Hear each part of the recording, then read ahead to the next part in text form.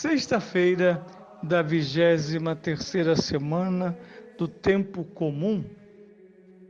Eu sou o Padre Pedro Paulo, produtor e apresentador desse programa apenas iniciado, a Bíblia no mundo de hoje.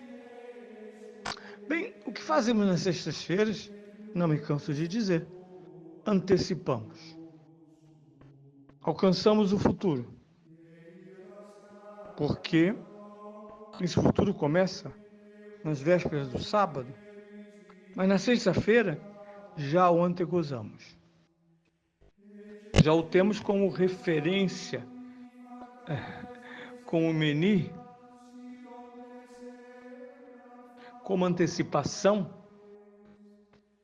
das nossas alegrias dominicais, do Evangelho e da Eucaristia. Permanecemos sobre o texto fundamental de São Marcos, agora no capítulo 8, versículos 27 a 35. Naquele tempo, Jesus partiu com seus discípulos para as povoações de Cesareia de Filipe. No caminho, fez-lhes esta pergunta: quem dizem os homens que eu sou? Eles responderam: uns dizem que é João Batista, outros Elias, outros um dos profetas. Jesus então perguntou-lhes: e vós, quem dizeis que eu sou? Pedro, tomando a palavra, respondeu: tu és o Messias? Ordenou-lhes então severamente de não falarem dele a ninguém. Depois começou a ensinar-lhes que o Filho do Homem tinha de sofrer muito, de ser rejeitado pelos anciãos, pelos sumos sacerdotes e pelos escribas, de ser morto e ressuscitar 3 dias depois. E Jesus dizia-lhes claramente essas coisas. Pedro então tomou-o à parte e começou a contestá-lo. Mas Jesus, voltando-se e olhando para os discípulos, respondeu: Pedro, dizendo: vai-te, Satanás, porque não compreendes as coisas de Deus, só a dos homens. E chamando a multidão com seus discípulos, disse-lhes: se alguém quiser seguir-me, renuncie a si mesmo, tome a sua cruz e siga. Na verdade, quem quiser salvar a sua vida, perdê-la. Mas quem perder a sua vida por causa de mim e do Evangelho, salva-la. É um texto magnífico, exigirá de nós muitas meditações, dada a extensão da questão.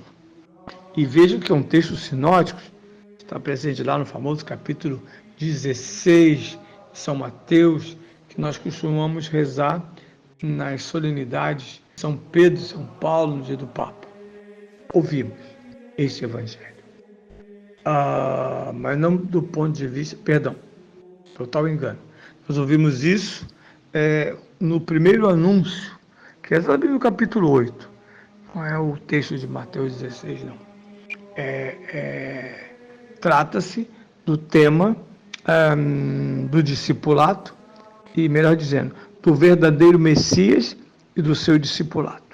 Nada tem a ver com São Pedro aqui. Por mais que São Pedro aqui tenha respondido ao tema, mas São Marcos suprime aquilo que de fato está em São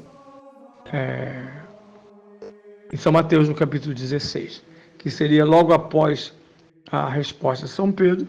Jesus proclama-o Petros, pedra, fundamento da sua igreja. Pois bem, para começar hoje, na sexta-feira, valemos o contexto.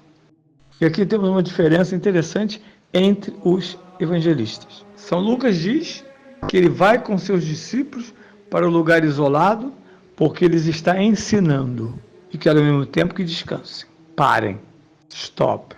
Em momento nenhum, a igreja missionária é uma igreja ativista. Quando os padres são presos por essa enganosa confusão, se desgastam e morrem mais cedo, isto é, desistem mais cedo.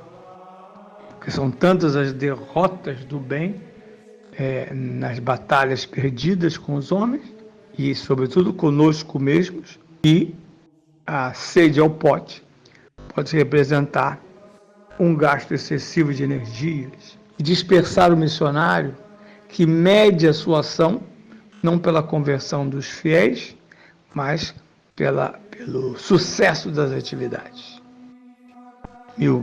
Mais de 1.000 pessoas, são eventos de angariação, logo muita comida dada, ou dinheiro, vendeu-se muitos livros.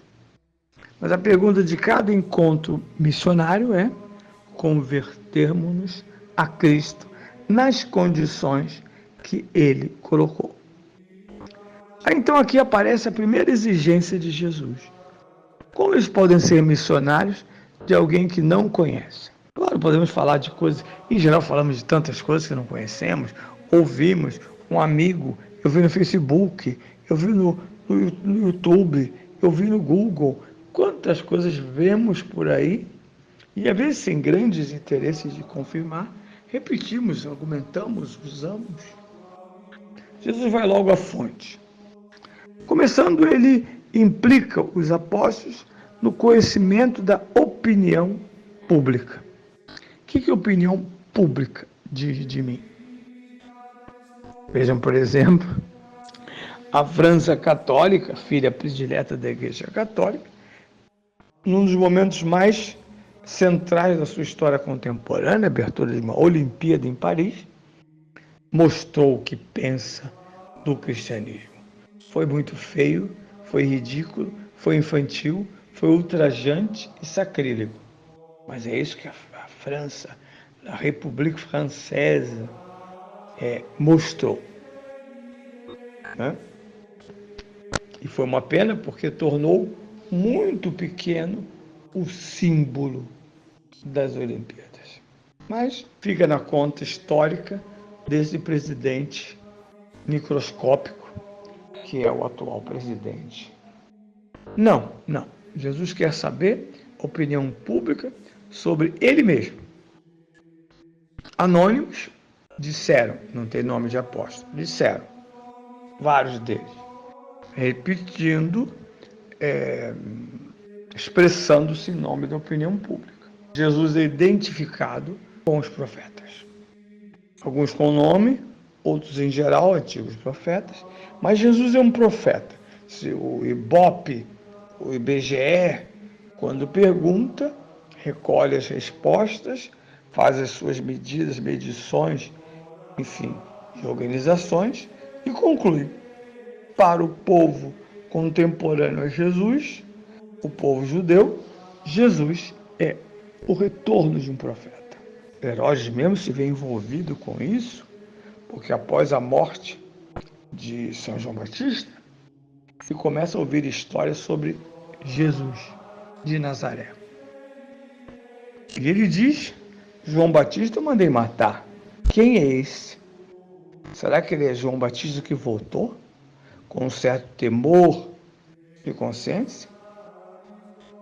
Não. E aqui é importante lembrar que essa identidade de Jesus com os profetas não é descabida. Ela só não é suficiente. É descabida. Jesus tem uma palavra livre. Jesus sofre perseguição do próprio judaísmo. Jesus, por isso, morrerá de morte violenta, com uma punição exemplar. Nós sabemos que isso acontecerá do ponto de vista judaico com a crucifixão. Mas, sobretudo, Jesus não comenta esta opinião, não diz uma palavra, e passa uma pergunta mais profunda e mais direta, agora feita aos apóstolos. E vós, quem dizeis que eu sou? É um momento de maior intimidade e de percepção da fé dos judeus, em que ela está pautada. E sobre esse tema, trataremos na segunda-feira. E vós, quem dizeis que eu sou?